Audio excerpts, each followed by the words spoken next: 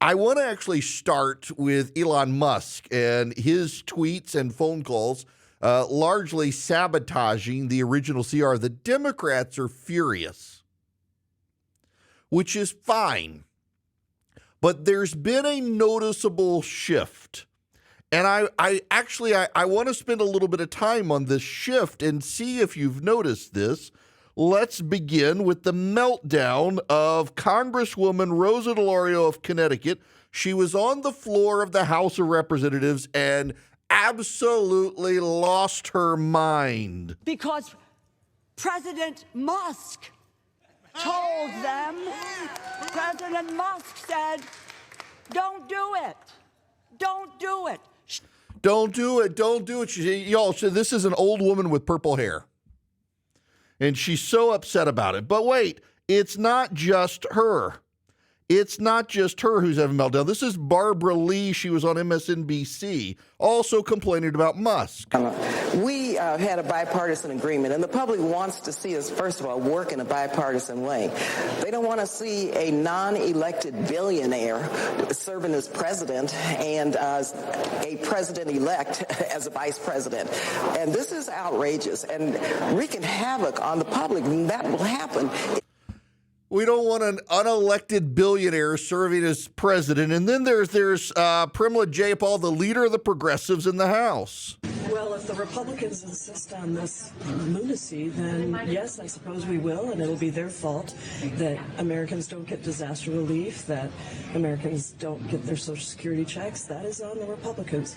Mike Johnson negotiated a deal with Leader Jeffries and Chuck Schumer and Joe Biden. And now he's reneging on the deal because the shadow president, Elon Musk, said that we shouldn't be doing this deal. So boy, they're turning on Elon Musk. So just wait a second. Wait a second. For 4 long years, they've told us if Donald Trump came back to the presidency, he would be an autocratic tyrant, dictator, authoritarian who would rule over us. And now he's a puppet. It went from Donald Trump, the orange man badge, show us on the doll where he touched you, to he's just a puppet. Meanwhile, they've got a muppet of their own in the White House with Jill Biden's arm shoved up his rectum, moving his lips, because otherwise he can't move. They're worried about Donald Trump being a puppet when Joe Biden is a muppet.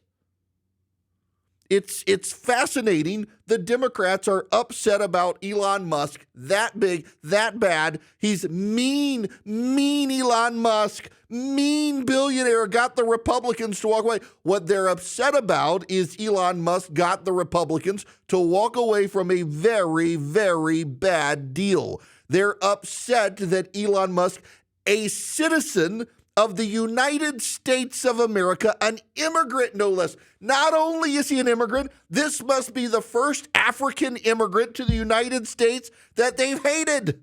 He is an African immigrant citizen of the United States. You would think they would put him up as an American success story. An African immigrant who becomes a billionaire, who uses his voice to influence government. I thought Democrats liked that. Apparently, if it's a white dude from Europe who's a billionaire, they love it. But if it's an African immigrant to the United States who's a billionaire, they really hate it. They don't like it. They're fine taking George Soros's money and Klaus, whatever his name is. They're fine listening to those billionaires. But this guy actually wants smaller government, and they're upset. Unbelievable. And so Donald Trump has now gone from being an authoritarian tyrant to a puppet for Elon Musk. Meanwhile, Joe Biden is silent. No one has shoved their arm up his rectum yet to move his lips today, so he's silent. We're waiting for the guy to get his hand out of Kermit to go to the White House and put his hand up Biden and prop him up and move his lips. It really is hilarious to watch this Democratic meltdown and the rapid shift from Donald Trump as a danger to democracy to a citizen of the United States voicing their concerns publicly, shaping public opinion is a threat to democracy. Apparently, any threat to democracy is anyone who stands up to the Democrats. This is Jim Vandehei. They're all over it in MSNBC, complete meltdown. But listen to this conversation on MSNBC as they fret about the power of Elon Musk. I mean, this is your future foretold. You might like it, you might hate it, but it is. Like, you now have Musk controlling the dominant organ of the Republican media industrial complex. There's nothing close. He single-handedly, with his tweets and his followers, killed that bill. There's no doubt about that. I think the aspirational part of what he's saying probably is a good thing, right? Like, we do spend way too much money as a country, and the process by which we do it is often asinine. And I think that was like the fundamental thing that started this. But now you do have somebody who, at least in this interim period, is arguably the most powerful person in politics and is totally unelected. Oh, wait. So he's totally unelected, and he's the most powerful person.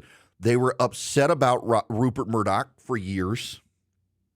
Now they're upset about Elon Musk. And here's the thing. Not a single one of these people is upset with anyone on the left who does the same thing. They're just upset that they don't have the power. That's what they're upset about.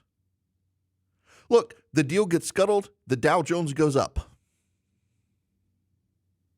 There are real concerns. I have real concerns with the continuing resolution and the spending and getting rid of the debt limit.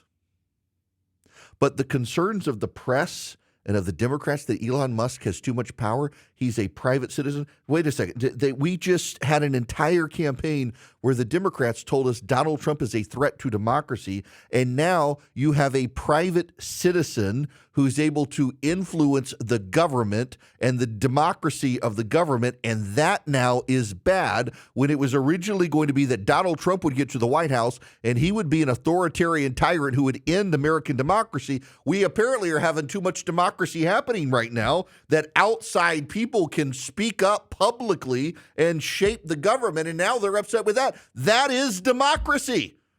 Having the people be able to speak loudly and shape public opinion and public policy is democracy.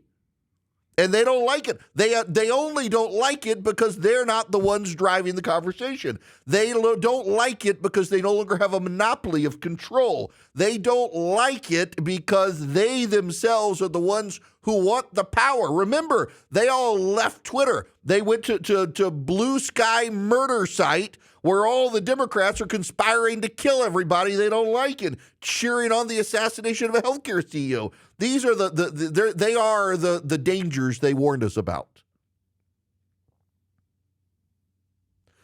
Part of what they're doing, you need to understand, is they're trying to get under Donald Trump's skin. They think he's very thin-skinned, and that if they keep calling Elon Musk President Musk, that it will sabotage the relationship between Donald Trump and Elon Musk. The fact that they're concerned about that relationship means President Trump should probably keep it going. But you know what we're not having any conversations about is Joe Biden. Joe Biden is not in the picture. Joe Biden is not a thing. And they're railing on Elon Musk. They love billionaires. Don't get me wrong. Democrats love to hate billionaires publicly, and privately they take their money. Ask the Soroses.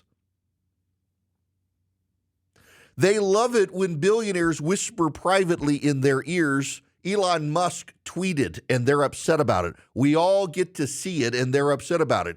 If Elon Musk had whispered privately in Trump's ear like the billionaire Democrats do to the Democrats, I guess they would be fine with it. How dare someone be public about their views on government and have their views shape the government? A private citizen, again, an African immigrant to the United States.